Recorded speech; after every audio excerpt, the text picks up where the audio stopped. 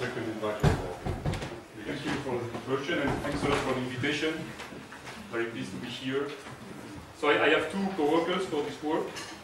So Romain Pierrat, who is also working at Institut Langevin, the place where I work at ESPCI Paris, and Kevin Vink, who is at LP2N laboratory in the Institute of Optics, but in Bordeaux, okay, not here in Paris.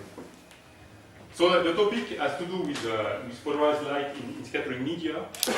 And essentially, okay, so this should be red, but we understood from this morning that the red color disappears from that part of the screen. But you should see here. So here you have a laser beam, and you should see a nice diffuse light around, okay, red color light. So I could summarize my talk, at least the bulk of the talk, with three questions. So the idea is to send coherent and polarized light in a multiple scattering medium. And one question is, how long does it take? How long in terms of length scale? Okay, how long does it take to depolarize? Another question could be how the depolarization length scale depends on the incident polarization state. And another question could be, could we somehow relate the decay length of polarized modes to some microstructure of the medium, to some features of the medium? Is there a kind of universality, or the other way around? Do we have something that is specific to different polarization states? So I have two objectives now. One of them is to keep you awake, and the second one is to try at least partially to answer those questions. Probably both are challenging.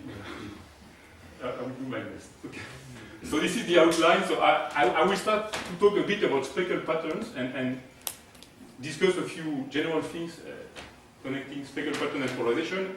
And then I move to the real topic. So I will try to give you at least a flavor on how we can handle this problem of transport of diffuse light in multiple scattering media with polarized light. Okay? And then I will discuss, which is probably the most important part, discuss the results and give you a flavor of the physics that is behind.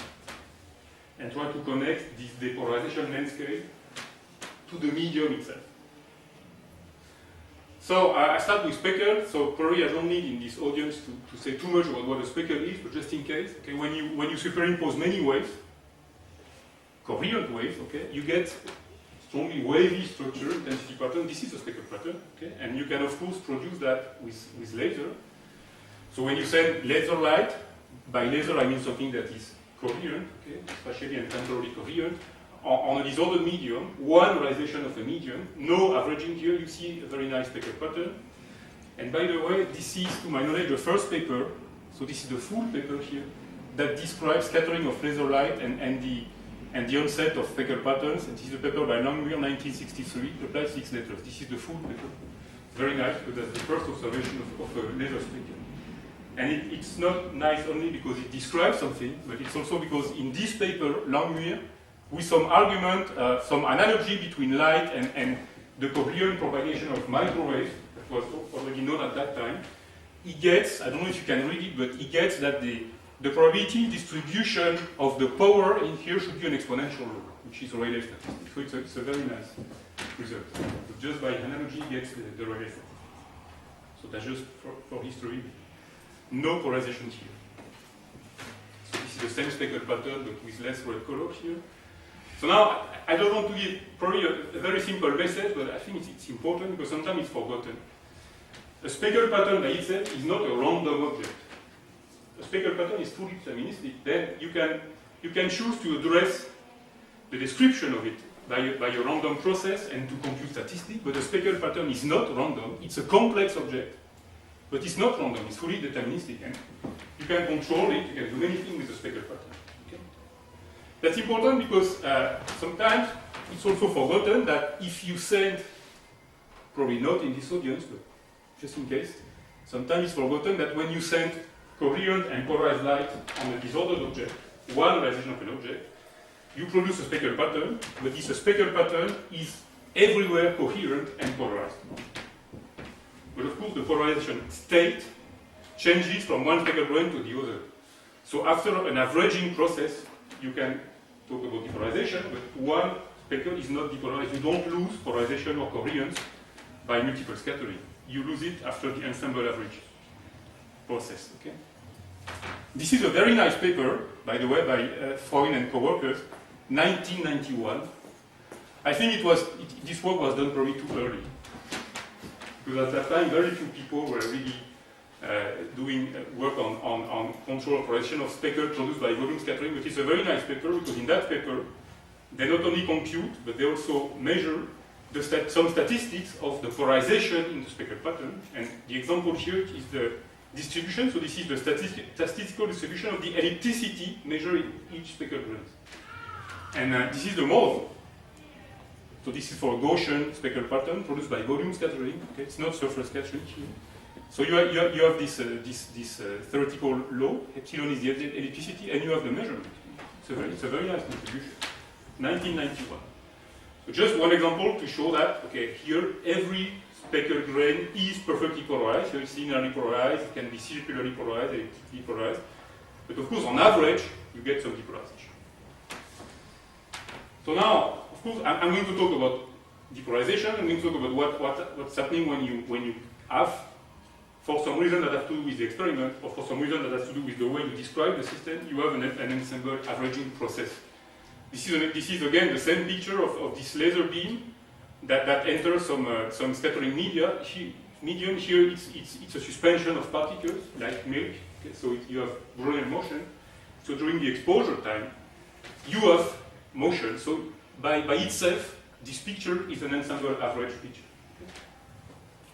So to describe that, we use now a stochastic approach. So the field, okay, the homogeneous field, is the sum of an average field plus some fluctuations. So this averaging here has to do with the ensemble average. Now when you move to average intensity, okay, you have to average the square of this, and you get two terms. So one of them is the average field squared, and this describes what we call the ballistic beam, or this beam that is attenuated here by scattering. Okay, and this beam is covariant, is polarized, the same way the incident beam is covariant and polarized. And then you have the diffuse intensity. So on average, this fluctuation of the field is zero, but the power of the fluctuation is not zero. And this average of the square of delta E, okay, is what you see around. This is the diffuse intensity. And now, due to this averaging process, the diffuse intensity is partially covariant, partially polarized. Okay? And the degree of covariance, the degree of polarization evolve when you move deeper and deeper inside the medium, and that's what I like to describe. But just to give, for those who are not familiar with multiple scattering, just one last slide in introduction, just to speak about length scale. So the ballistic beam, okay, so this part that remains covariant and polarized, decays exponentially. L is the thickness of the medium, and the little l here is the scattering mean free path. Okay, the average distance between two scattering events in the medium. So this is the scattering mean free path. You have an exponential loss of this. But now for the diffuse intensity that diffuses around, you have another length scale. V is the speed of light in the medium, and you have a diffusion process that is probably a diffusion constant. V is the velocity, light velocity in the medium, and L star is another length scale, the transport mean free path. And this transport mean free path is this scattering mean free path here divided by 1 minus G. G is a parameter that describes the anisotropy of scattering. Okay, so this G describes the macrostructure. It depends on the way the medium is structured on a scale that can be smaller or on the order of the wavelength. Okay. So when you look at when you look at light propagation through a thickness of material that is smaller than scattering mean free path, you have ballistic propagation. You can make an image. When the thickness is on the order of the mean free path, then you have single scattering. So you can still make an image, but it starts to be blurred. And when you are deeply scattered, okay, because the thickness of the medium is much larger than mean free path, you are in the multiple scattering process and you lose the ballistic propagation, and that's the regime I'm interested in. So now how can we handle, theoretically, the transport of light in a medium, accounting for polarization? So this is the model system. So we take the simplest system we can in order to get analytical results, okay? Because we can do a lot of numerics, but here what I want to do is to give simple laws to try to understand what's happening in terms of depolarization. So this is a medium described by fluctuations in the electric function. So you have a uniform background and you have fluctuations. They average to zero, just my definition. Okay? And you have correlations. Okay? So the fluctuation of the dielectric function here or here can be correlated, and you have a function here that gives you the scale of correlation. If your medium is made of particles, then the extent of this function is at least the size of the particle. And if the particles are correlated in position, it can be larger than that. Okay? So here you have a length scale that describes the microstructure. For example, this can be Gaussian correlated, and you have this L epsilon length scale that gives you the extent of correlation. Okay? So the microstructure of the medium in my model is described by just one parameter. And then I put a dipole source, so it's a polarized dipole source here, and then light is multiply scattered. And what I'm interested in is the light at a given distance, and I want to compare the light fluctuation in the most general case at two different points. When I'm interested only in polarization, I will look at the same point. So what I want to compute inside this medium is, we've seen this object already several times today, so this is the cross-spectral density. So at one frequency, I compare one component of the field at one point and another component of the field at another point. This is the most general object that describes covariance and polarization. So if I'm interested in polarization, I will make R equal R prime. So I look at one point, the correlation between two different components. But I could also study spatial covariance, which I'm not going to do today, but spatial covariance, you take different points, but you trace over the polarization degrees of freedom. So I'm interested in this object. So now we need a model to describe light transport in the multiple scattering process to compute this quantity. So I'm not entering detail, I want to give you the spirit of how this is done. But there is an exact equation for that. So it's called the Betz-Salpeter equation. We can derive this equation. So it's an integral equation for this cross-spectral density matrix here. Again, I and J are two components, X, Y, Z. So this is the field correlation function. So it equals the product of the average, because it's the correlation that is given by this ballistic part. But as soon as the propagation distance here, this is the source, this is the observation point. As soon as this propagation distance becomes larger than the scattering mean-free path, this decays exponentially. So this is 0. And then you have a term that describes all the multiple scattering process that will bring fields here and here. Okay. So what you get here is again this field correlation function. So it's an integral equation. You have some quantity that describe the way the average field is transported in the medium. These are just average grid functions that you can compute analytically. And you have this horrible operator here that describes all the multiple scattering paths that allows to take one field here and to bring it here and another field from here to another point. So you have to compute all the crossing between all scattering sequences and you average. And you get this operator. In practice, so although we can derive this equation and show that this equation is an exact equation, it's impossible to solve this equation in practice. But before I show you how we can solve it in some limit, I just want to make it clear that this is this equation that in the large scale limit, so if you are at an observation distance that is much larger than scattering mean-free path, then it leads to a very simple diffusion equation that describes this process, because you all know that if you put a source in a strongly scattering medium, you make an ensemble average. After some propagation distance, what you see is a diffusion halo, okay, like this light in fog here. Okay. So from this, by doing this asymptotics, then you get to a diffusion equation. This is something very, very well established for scalar waves or unpolarized light. Today I want to show how we can handle the same kind of thing, but with polarized light. Okay. So, to solve this equation, there's a very, very convenient approximation that is known as the ladder approximation. That is, by the way, very robust, especially in biophotonics. But that's the only way we can do something. We call the ladder and we solve the problem. So this ladder approximation is valid when the scattering mean-free path is much larger than the wavelength. In biophotonics, when you do, for example, imaging in tissues, usually these are the order of magnitude of the parameters you have. Okay? So it's a safe approximation in this context. So this ladder approximation, what it means is the following. It means that now, again, I need to go from this point to this point, propagate one field, another field, and correlate them. On average, when this condition is satisfied, the only contribution that survives the averaging process are those for which one field, so let's say the black line here, and another field, the dashed blue line here, follow the same scattering sequence. So you take one field going through particles, you take the other field going through the same particle, this contributes. And then you do it again for other particles. So you propagate fields like this. So in terms of diagram, it gives you a ladder. That's what people call that the ladder approximation.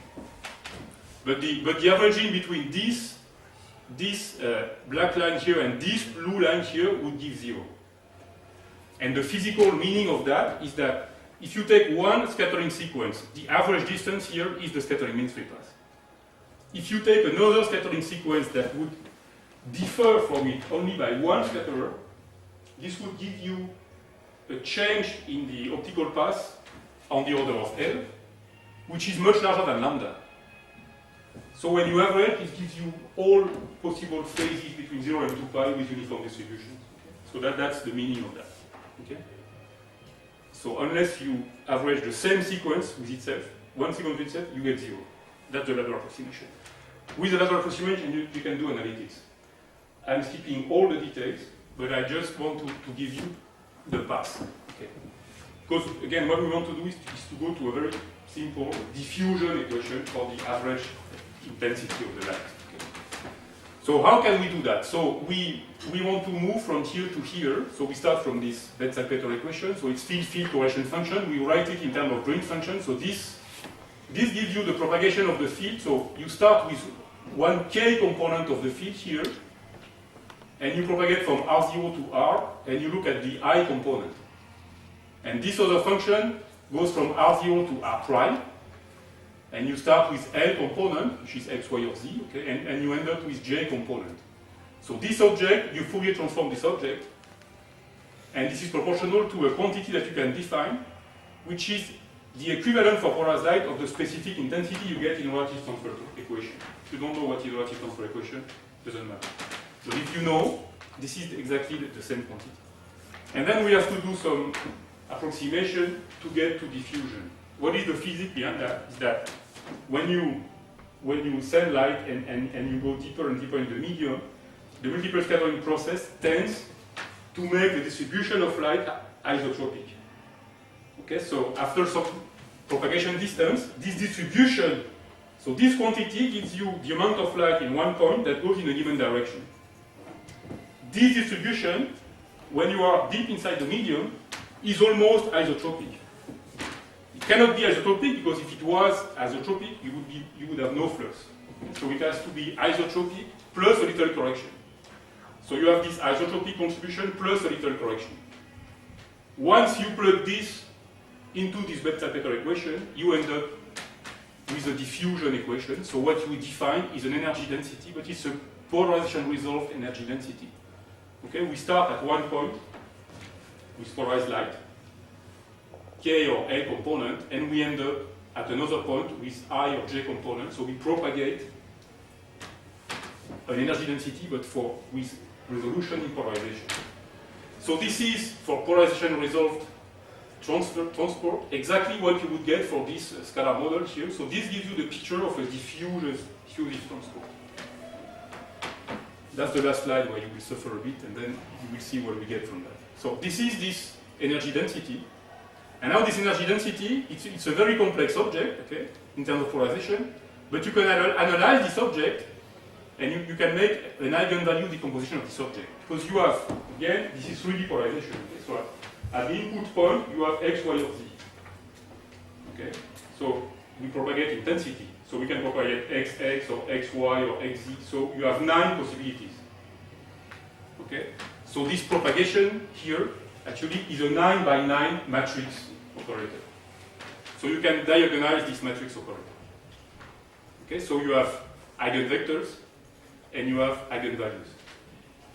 So these eigenvectors here, what they tell you is this is an eigenvector that tells you I start with KL components, let's say for example X and Y components, and then I propagate and I end up in I and J components. Okay? And then you have an amplitude, and this amplitude is the intensity of this specific polarization mode. So the intensity of this specific polarization mode obeys a diffusion equation.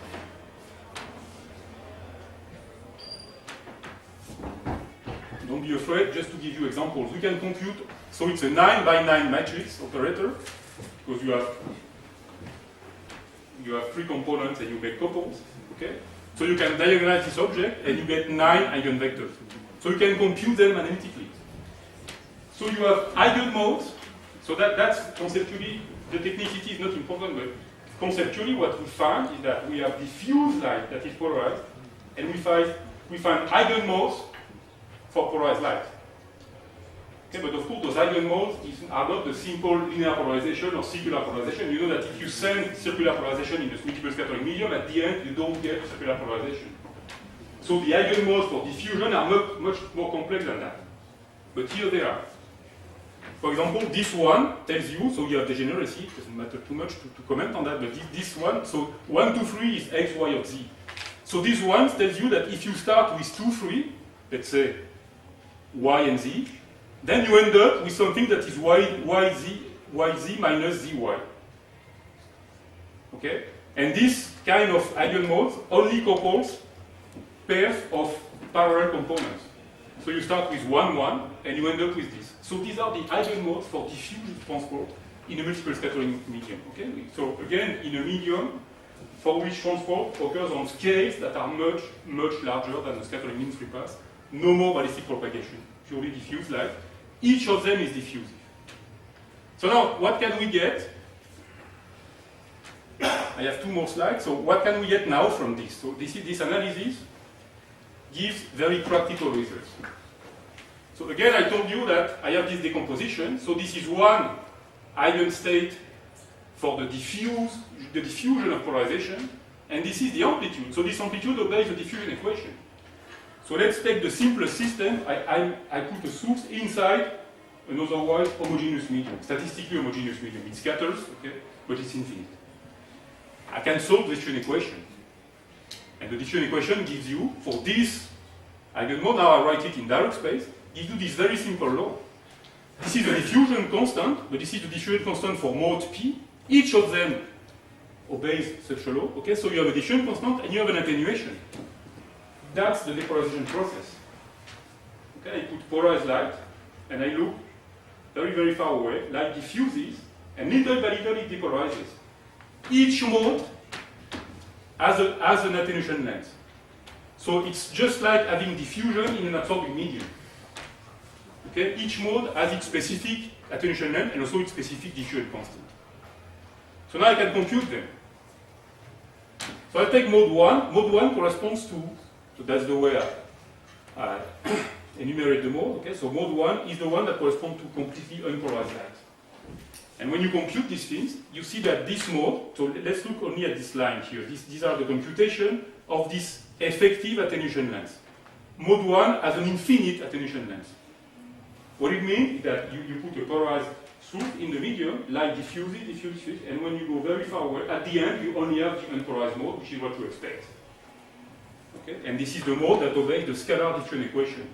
So when we say that we depolarize light by multiple scattering, this is what we mean, that after some distance, all of them have finite attenuation length. This one has an infinite attenuation length. At the end, you only have this mode. But now the interesting thing is that for all those modes, don't have to look too much at the details.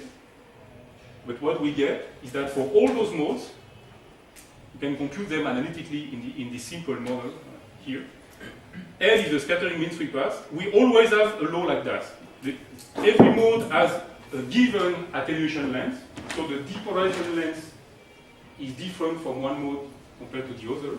And it always scales like this. A and B are constant, so you have A times the scattering mean free path divided by 1 minus BG, where G is this anatomy factor that describes the microstructure. If you have a medium that is made, let's say, of very small particles compared to the wavelength, then G is very close to 0. If the particle increase, then you start to have more forward scattering, and then G becomes larger. And for strong forward scattering, it's close to 1. Okay? So this is what you get. So what you see is that each mode has its specific decay length, and all these decay lengths have a dependence on G which is different.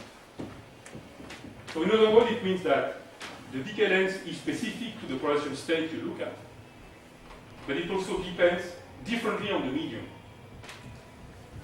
Which in a way is interesting, because that means that by doing some fine analysis of polarization, then you can get information on the medium itself that you cannot get by just looking at intensity. And if you describe this medium only by these G parameters, then the information you get, it's not very difficult to extract this information. Okay, and to finish, we can of course compute that. So this is, for example, this attenuation coefficient. So this is 1 over the attenuation length versus this anisotropy factor here. Okay, and you see that for different modes, the way it evolves with G is very different. Okay, so that brings me to my conclusion. So I hope I gave you at least a flavor of a general approach to study 3D polarization in the strong multiple scattering regime. And an important output of that is that you can define what we call diffusive polarization eigenmodes. Okay, so these eigenmodes really describe the way polarized light diffuses in the medium. You can find eigenmodes, okay, and those eigenmodes are not trivial eigenmodes, but you can define them properly and even compute them analytically, at least for a disorder that is statistically homogeneous and isotropic. And then I've shown that an output of this theory that you can make in our simple model for medium, in which everything is described only by this little G parameter, okay, we could prove that. So we can make a connection between the depolarization length scale, the state of polarization, because each of them has a different depolarization length scale, and the microstructure of the medium, which in our case was just this G parameter that measured the range of correlation fluctuations of refractive index.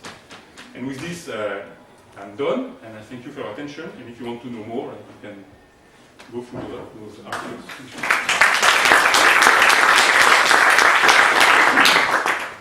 Thank you for this very interesting talk. Questions, please? Yes, the eigenmodes, on what, consider you have a homogeneous medium, on what characteristic of the medium that they depend? Or are they the same for all? No, so well, it depends on the way you model the system. In my case, the medium itself is described by only this correlation function of the fluctuation of the algebraic function. So this means that I have two parameters: the scattering mean free path and this G factor that describes the anisotropy of scattering. So in other words, it describes the range of correlations. Let's say the size of particles. So in my case, which is the simplest model you can do of a medium, okay, you only have those two parameters. They are scalar parameters. Yeah, they are scalar parameters. Because it's a very simple model. Okay? And depending on the value of these parameters, the shape of the eigenmode will vary or not? Or will they be the same? And not the shape. So, yeah, okay. I need to go just here. These are the eigenmodes, the eigenstates. So you always get this shape provided that the medium is statistically homogeneous and isotropic. And then the amplitude, so the eigenvalue, will depend on L and G. But the eigenmodes are universal. Well, for statistically homogeneous isotropic disorders. Now, if you put anisotropy or a confined system, it can be different. Okay? But in that case, it's homogeneous. This was done. This was known before we did this work. So that's something that was already established. But the new thing is to compute really the landscape here. Other questions, please? Igor? So thank you for the very interesting presentation. And my question is, like in your model, you are considering two parts, one ballistic part and one diffusive part. But if we go to biophotonics problem, actually we also have this least scattering, which is not present in your solution. Yeah. So these are multiply scattering photons, but when G factor is quite large, then you don't forget its direction, so they cannot be treated diffusive. Yeah. So what is the limitation of your approach? Well, first, even with G close to 1, you can go to diffusion, but you need a longer scale, okay? Because you need to go... Exactly. Okay. So this can be included, okay? But now, to make the answer short, you have the Bethe-Peter equation. You don't know what to do with it. Then you have the right transfer equation. I have not stopped on that today. But at this level, you can do things that do not need to go to the approximation of the train equation. So at this level, you can do either numerics or analytical stuff. what I've shown today is the step after that, where you go to diffusion to get very simple analytical results. So it's limited to this quasi-isotropic distribution. But at the level of lattice transfer, you can still handle non-quasi-isotropic distribution of specific intensity. And with this, you handle everything from ballistic to diffusive, going through all the transition. Now, this is done here, if you want to look at it. Okay. So here we have done the relative transfer equation approach. Okay, great, thank you.